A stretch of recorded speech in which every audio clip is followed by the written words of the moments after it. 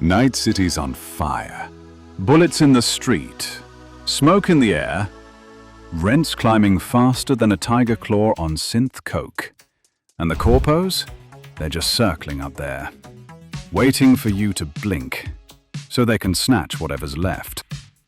But you know what? Screw it. We're not here to survive. We're here to pick a car. Because nothing says freedom like 4 wheels, a trash credit score, and an engine that's angrier than you are. Your ride says everything about you. Loud, rude, and 0 apologies. This is what your car in Cyberpunk 2077 says about you. So, buckle up, chooms. The city's falling apart, but we're gonna look damn good while it does. Well, for most of us anyways.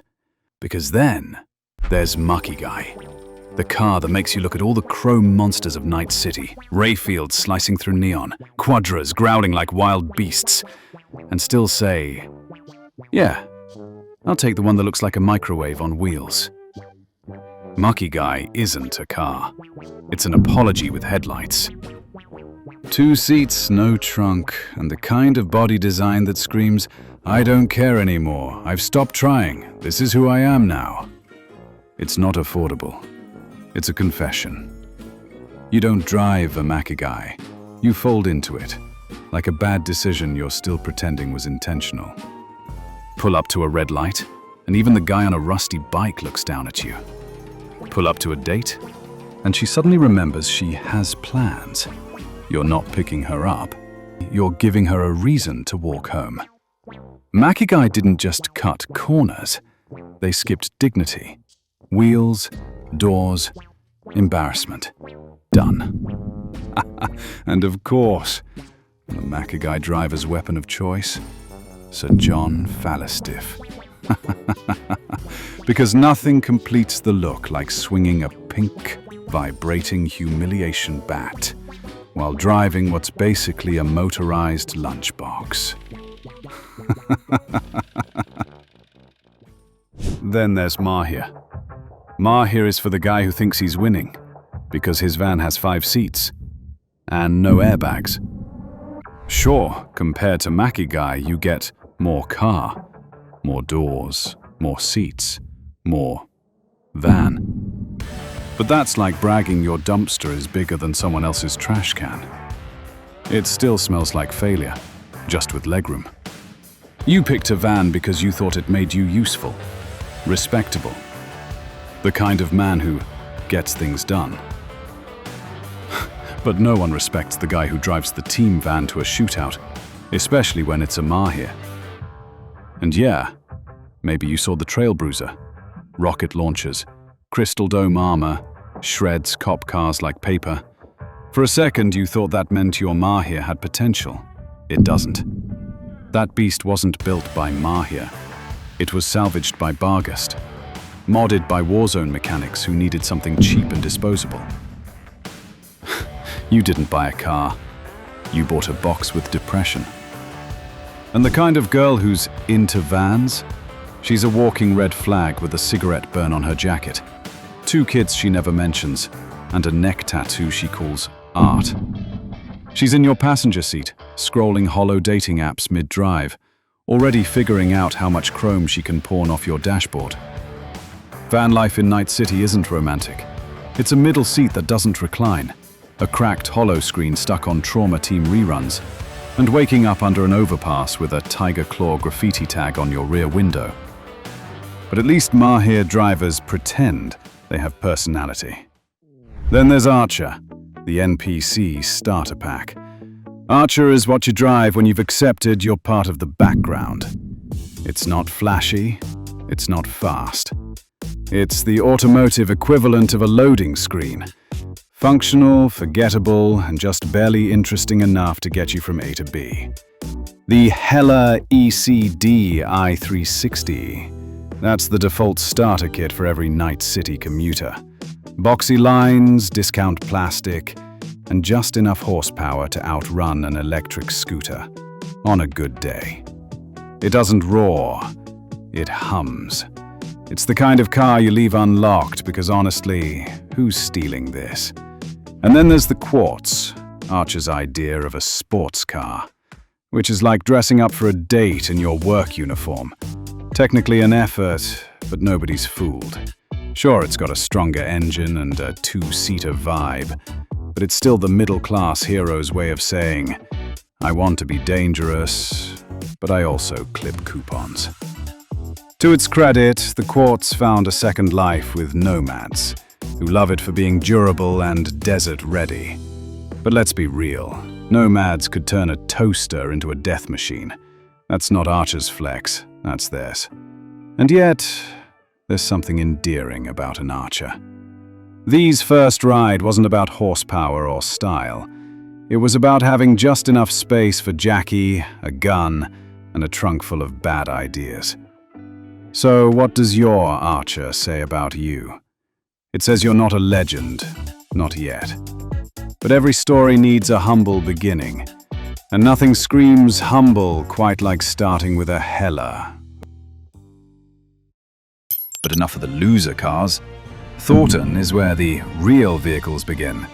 Urban survivalists with main character syndrome drive these things. They don't buy trucks because they need them. They buy them because they need you to know they could survive a nuclear winter, even if their biggest daily obstacle is parallel parking outside a sushi stall. These are the folks who wear combat boots to brunch, who say, the city's falling apart, like they're not the reason for half the traffic. They love pretending the world's ending, and their playlist is just engine revs and conspiracy podcasts. They've got floodlights, bull bars, a shovel mounted on the side for no reason. Not a scratch on it, but God forbid you question its off-road cred. They park like it's a statement, blocking 2 lanes, hazards on, hopping out in cargo pants like they're defusing a bomb outside a convenience store. The Mackinac? That's the practical maniac's ride. It's not fast, it's not pretty, but it is proud. The Mackinac is basically a brick with ambition. No one's ever impressed by it, but they are afraid to tailgate it. You drive a Mackinac when you want people to know you once drove through a fence and kept going. No scratches, no questions, no apologies.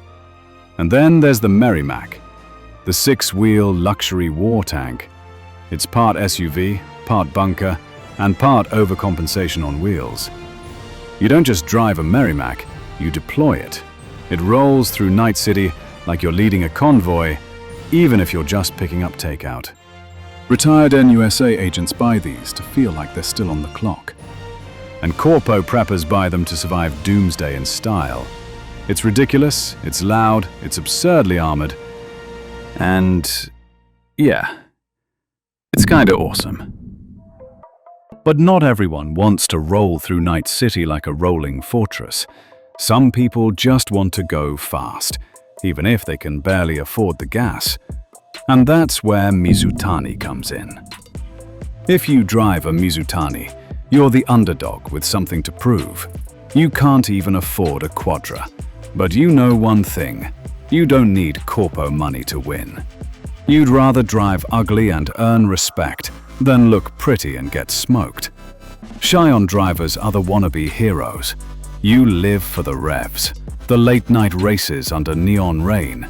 Your car's retro and awkward, but you don't care, because every time you overtake some rich kid's Herrera, you remind the city that grit beats money. Hozuki drivers, you're the silent killers. You look like you're driving an old hatchback delivering pizzas, but corner after corner, you're carving up the streets like a scalpel. You're not here to show off. You're here to surprise everyone who underestimated you. A Mizutani says you're broke, but bold, hungry. You fight above your weight and enjoy humiliating the corpos who think they own the road. Keep laughing at the boxy body and cheap paint, because while they're still talking, you're already gone. If Mizutani says you're scrapping for respect, a Yaiba says you're already the warrior on top. The Semimaru isn't just a car. It's a katana on wheels, forged to cut through the chaos of Night City. Semi means cicada, a creature that lives fast, burns bright, and fades before anyone even sees it coming. That's this car's spirit. It doesn't wait. It strikes. Every line of its body feels sharpened, every roar of the engine like a battle cry. Of course, owning a Yaiba means you're dramatic about it. You don't just drive to work.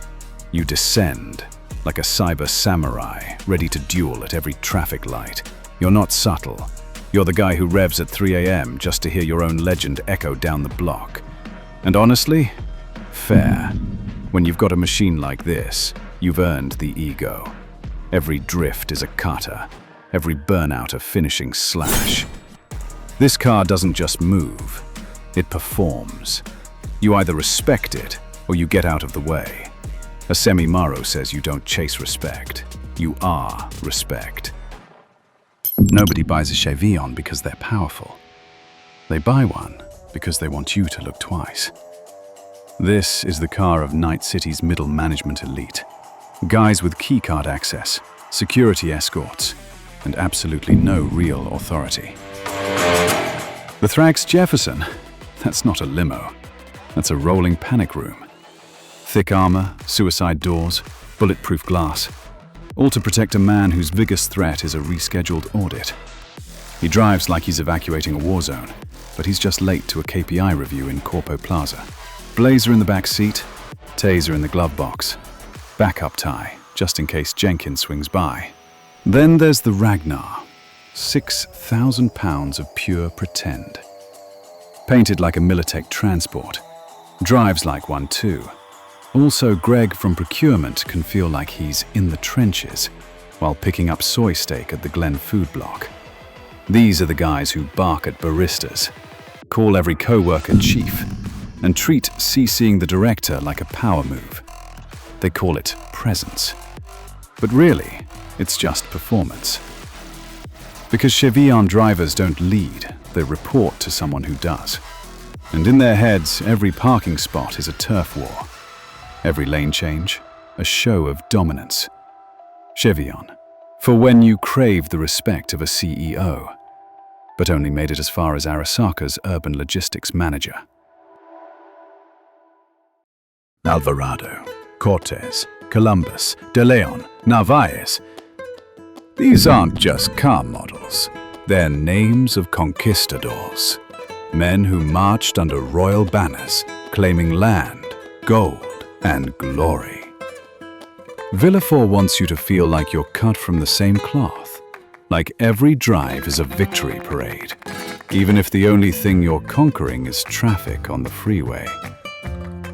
If you drive a Villefort, you're chasing the fantasy of heritage. You want your car to whisper, old money. Even if your family crest is just a doodle on your Corpo Plaza access card. It says you believe chrome and Latin letters can do the heavy lifting of class. And honestly, it kinda works. For a minute, you look like a monarch behind the wheel. The Alvarado, that's your chrome carriage. It doesn't take you places, it announces you, like a royal decree with wheels. Every turn is a procession. Every valet is treated like a lowly squire, daring to touch your ancestral paint job. Villefort drivers love that energy. You don't just commute, you parade. Sure, you're not carrying a sword or claiming colonies, but the way you rev at a red light, you might as well be. A Villefort says you like the performance of prestige. You enjoy pretending for just a moment that you're the heir to some forgotten empire. For people who want to look like nobility, but still get nervous around their Arasaka urban logistics manager.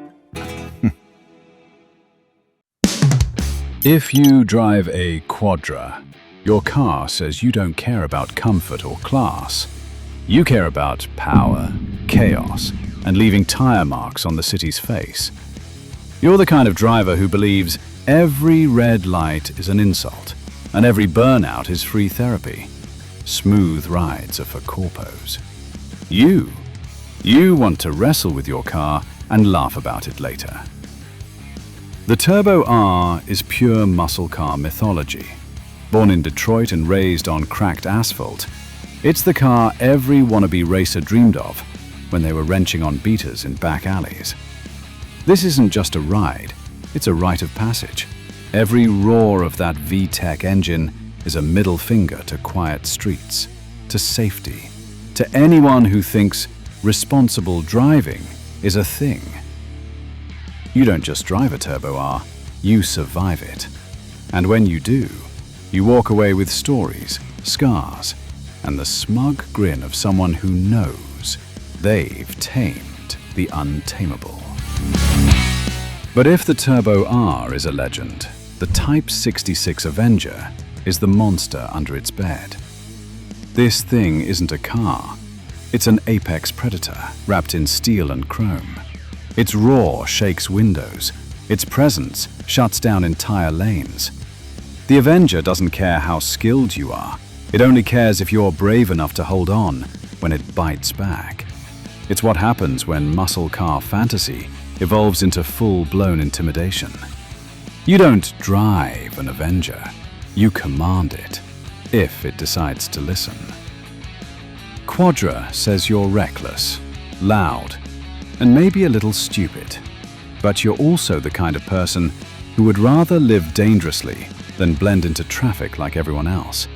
Because in Night City, being safe is boring. And you're here to be anything but boring. We've roasted the clown cars. We've mocked the wannabes. We've survived the musclehead circus.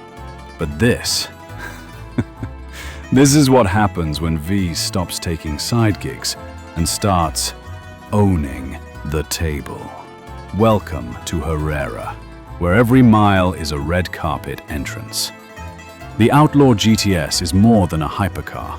It's a moving stage, handcrafted by Spain's finest engineers, polished to a mirror shine, and built to corner at 90 kilometers per hour without spilling your champagne. It's the car that doesn't scream, "Look at me." It simply arrives, and everyone else in the lane suddenly knows they're extras in your movie. Driving an outlaw says, "I'm not chasing status. Status is trying to keep up with me." Then there's the Riptide GT2, the vintage flex. Sure, it looks like it was pulled out of a Corpo museum, but under that retro shell, 789 horses and a 4.7-liter twin-turbo V8, ready to shred the ego of any Quadra or Mizutani dumb enough to rev at you. The Riptide doesn't say fast. It says, this is what real power looks like. Class that can still kill you on a tight corner. So what does driving a Herrera say about V? That you've stopped pretending. You're not grinding street cred anymore. You're past proving you belong. You're out here gliding, making corpo execs check their rear view and wondering if they should have paid you more. Because Herrera isn't just about speed. It's about walking into Night City like it owes you respect and paying in horsepower.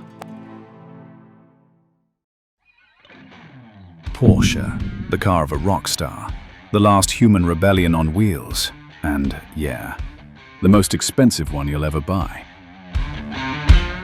Johnny Silverhand hated corpos, but let's be honest, rolling up in a classic Porsche 911, that's like flipping the rich off in their own language.